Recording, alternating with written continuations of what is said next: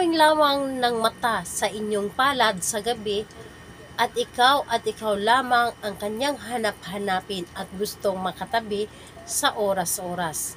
Hello mga guys, kumusta kayo? Panibagong araw, panibagong video na naman tayo. And sa araw na ito, isa na namang video ang aking tuturo sa inyo na simpleng gabay o simpleng pamamaraan na makakatulong sa atin. At bago ang lahat, gusto ko lang mag-disclaimer sa mga taong hindi naniniwala at hindi gusto ang mga kagaya nitong video. Please skip this video and maghanap kayo ng videos na gustong gusto nyo. Dahil ang video na ito ay para lamang ito sa mga taong naniniwala and gusto mag-try.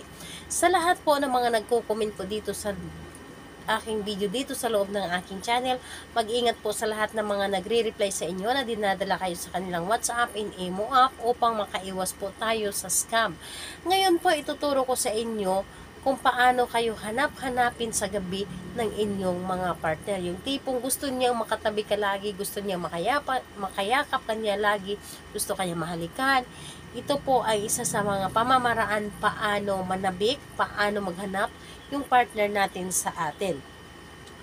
Ito ay pwedeng gawin sa parehas ang kasarian, babae to babae and lalaki to lalaki. Siyempre naman sa ating babae at lalaki na mag-partner. And pwedeng-pwede mo itong gawin kahit na kayo ay magkalapit at magka-LDR. Ngayon po, ang ating dapat ihanda lamang is kailangan lamang natin dito ng panulat. Panulat lamang ang dapat nating ihanda at pag nahanda na yung panulat, ang isunod po nating ihanda is ang ating sarili. Dahil yan po ang pinaka-importante at pinaka-number 1 na ihanda natin kapag tayo ay gumagawa ng isang ritual. Ihanda natin ang ating sarili na alam po natin sa ating sarili na gustong-gusto natin itong gawin at wala tayong pagdududa sa dapat nating gawin at ito po ay alam natin sa ating sarili na ito ay makakatulong. Ito ay isa sa mga dahilan kung bakit tayo hanap-hanapin ng ating mga partner. Lalo na kapag hindi natin sila kasama.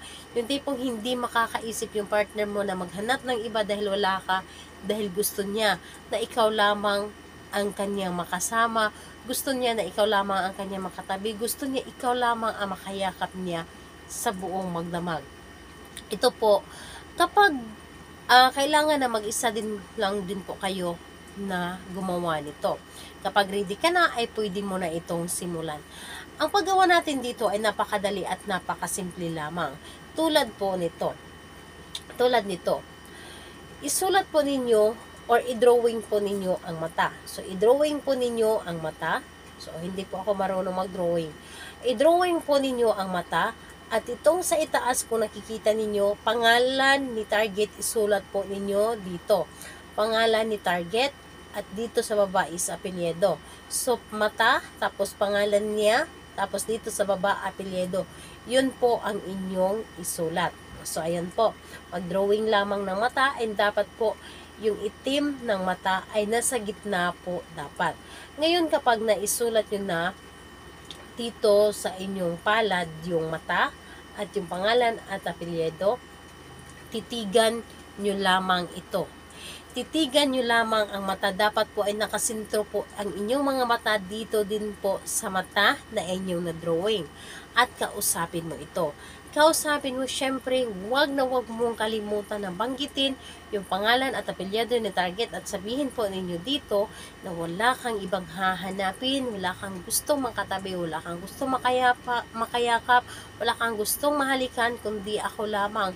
Hanapin mo ako lagi, hindi ka mapakali, gusto mo akong puntahan, gusto mo akong mayakap, lahat na, sabihin mo na lahat-lahat ng gusto mo. Lahat-lahat na sabihin po ninyo dito habang nakatitig kayo dito sa mata na inyong ginawa or na drawing.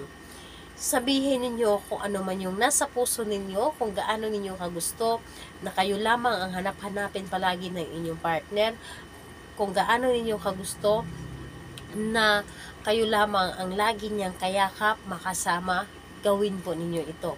Sabihin ninyo na nagmula sa inyong puso dapat taimtim para mas mabilis tayo marinig ng universe at mas mabilis tayo matulugan ng universe. So sabihin ninyo lahat.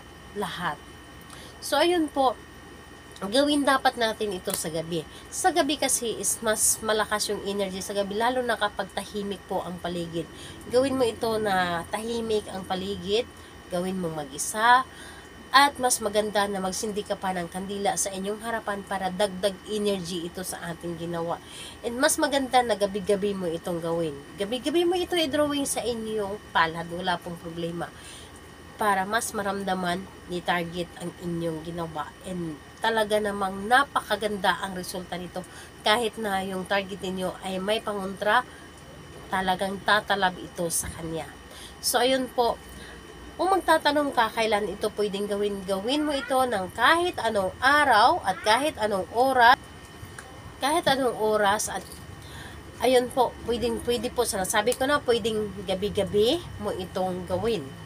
So, ayun po, sa lahat po na mga gustong magpa-shoutout, mag-comment lamang sa baba para ma-shoutout ko kayo sa next video.